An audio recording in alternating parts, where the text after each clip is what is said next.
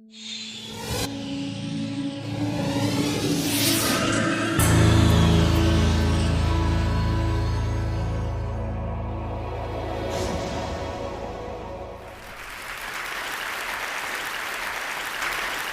I'm going to do is to just give a few notes, and this is from a book I'm preparing called Letters to a Young Scientist.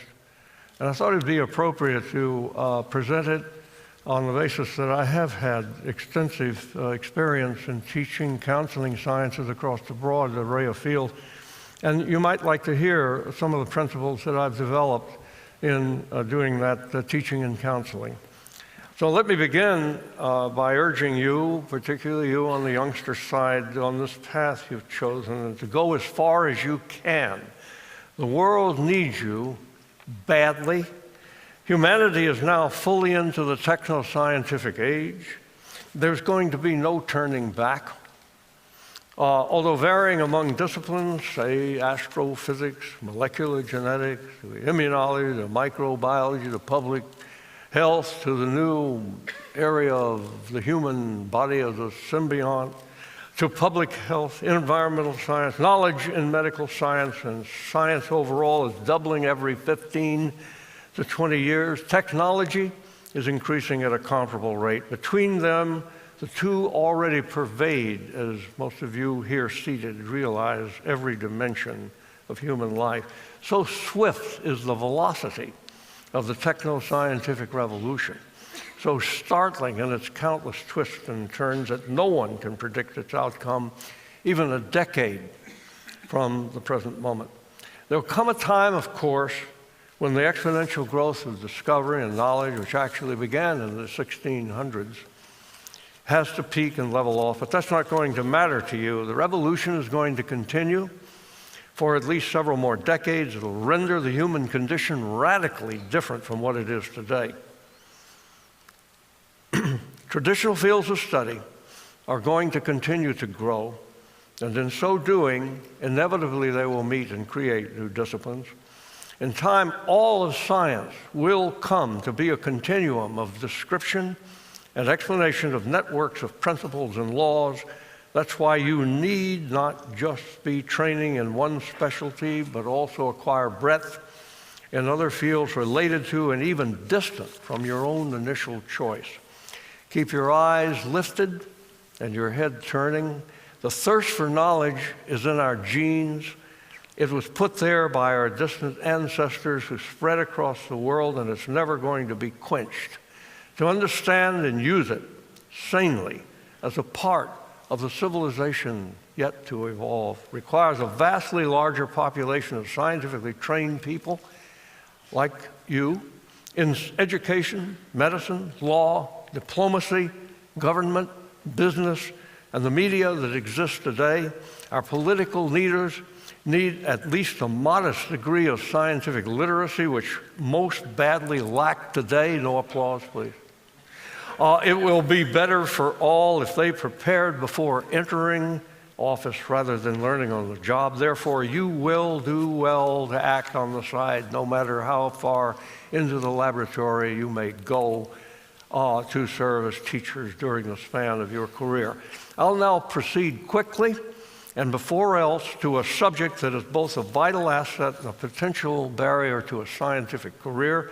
If you are a bit short in mathematical skills, don't worry. Many of the most successful scientists at work today are mathematically semi-literate. A metaphor will serve here, where elite mathematicians and statisticians and theorists often serve as architects in the expanding realm of science. The remaining large majority of basic applied scientists, including a large portion of those who could be said to be of the first rank, are the ones who map the terrain, they scout the frontiers, they cut the pathways, they raise the buildings along the way. Some may have considered me foolhardy, but it's been my habit to brush aside the fear of mathematics when talking to candidate scientists. During 41 years of teaching biology at Harvard, I watched sadly as bright students turned away from the possibility of a scientific career or even from taking non-required courses in science because they were afraid of failure. These math phobes deprive science and medicine of immeasurable amounts of badly needed talent. Here's how to relax your anxieties if you have them. Understand that mathematics is a language ruled like other verbal languages, like verbal language generally, by its own grammar and system of logic. Any person with average quantitative intelligence who learns to read and write mathematics at an elementary level will, as in verbal languages, have little difficulty picking up most of the fundamentals if they choose to master the math speak of most disciplines of science. The longer you wait to become at least semi-literate, the harder language of mathematics will be to master, just as, again, in any verbal language. But it can be done at any age. I speak as an authority on that subject because I'm an extreme case. I didn't take algebra until my freshman year at the University of Alabama. They didn't teach it before then. I finally got around to calculus as a 32-year-old tenured professor at Harvard, where I sat uncomfortably in classes with undergraduate students a little more than half my age. A couple of them were students in a course I was giving on evolutionary biology. I swallowed my pride and I learned calculus. I found out that in science and all its applications, what is crucial is not that technical ability, but it is imagination and all of its applications. The ability to form concepts with images of entities and processes pictured by intuition. I found out that advances in science rarely come upstream from an ability to stand at a blackboard and conjure images from unfolding mathematical propositions and equations. They are instead the product of downstream imagination leading to hard work, during which mathematical reasoning may or may not prove to be relevant. Ideas emerge when a part of the real or imagined world is studied for its own sake. Of foremost importance is a thorough, well-organized knowledge of all that is known of the relevant entities and processes that might be involved in that domain you propose to enter. When something new is discovered, it's logical then that one of the follow-up steps is to find the mathematical and statistical methods to move its analysis forward. If that step proves too difficult, the person or team that made the discovery, a mathematician can then be added by them as a collaborator. Consider the following principle, which I will modestly call Wilson's principle number 1. It is far easier for scientists, including medical researchers, to acquire needed collaboration in mathematics and statistics than it is for mathematicians and statisticians to find scientists able to make use of their equations. It's important in choosing the direction you take in science is to find the subject of your level, at your level of competence, that interests you deeply and focus on that. Keep in mind then Wilson's second principle. For every scientist, whether researcher, technician, teacher, manager, or businessman, working at any level of mathematical competence, there exists a discipline in science or medicine for which that level is enough to achieve excellence. Now, I'm going to offer quickly several more principles that will be useful in organizing your education and career, or if you're teaching, to how you might enhance your own teaching and counseling of young scientists.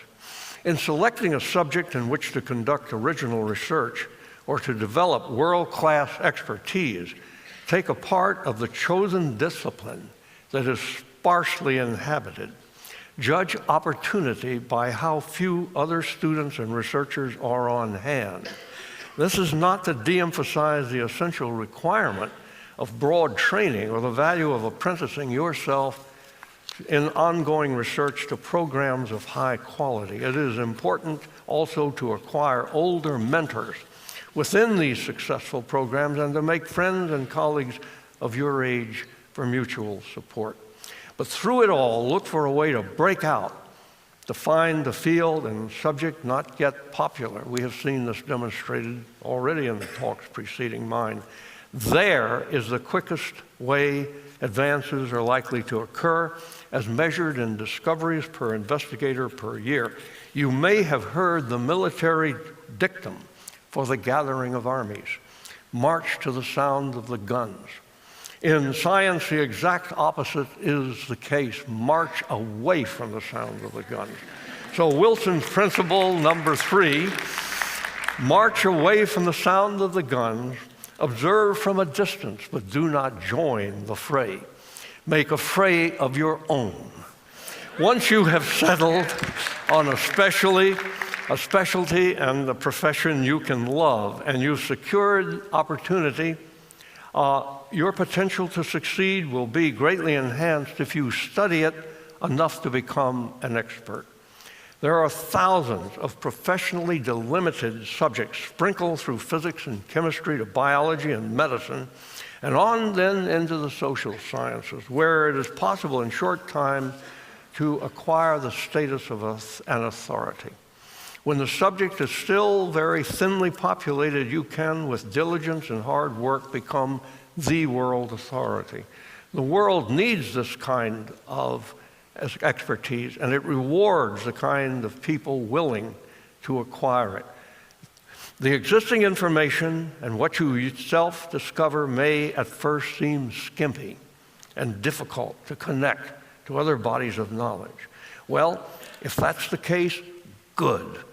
Why hard instead of easy? The answer deserves to be stated as principle number 4.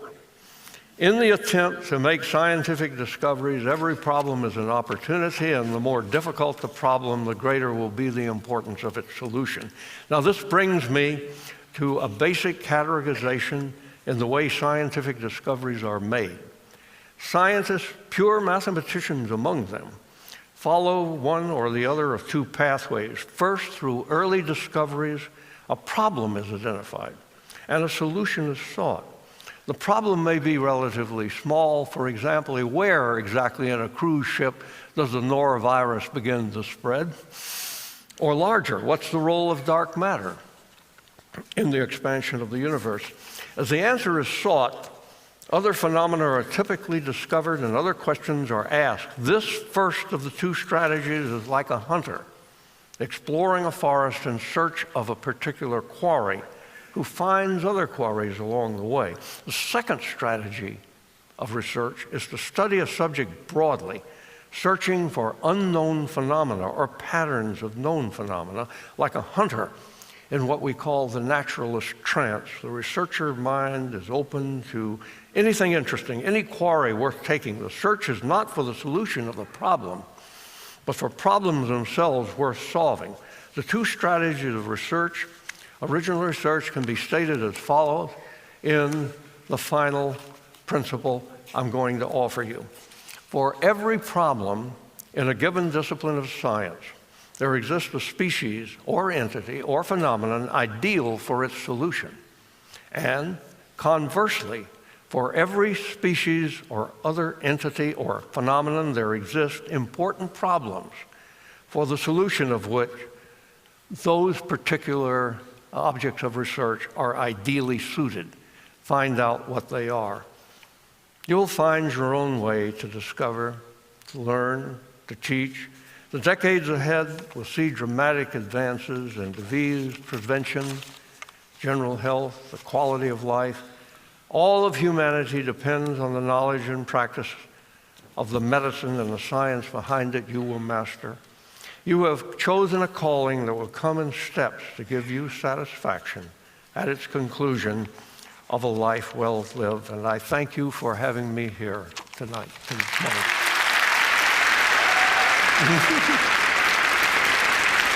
Oh, thank you.